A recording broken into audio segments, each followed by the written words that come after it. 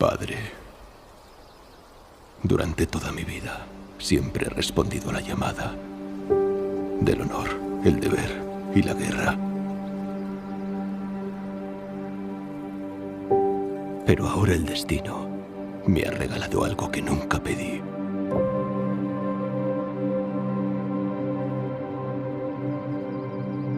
Una hija. Una vida ajena a la tormenta. Dame la fuerza de los padres de todos para poder luchar una vez más, para vencer a un nuevo enemigo y volver a casa con ella. No como guerrero, sino como guardián. Y no mostrarle la guerra, sino la calma, la que yo no conocí. Padre, atiende mis plegarias.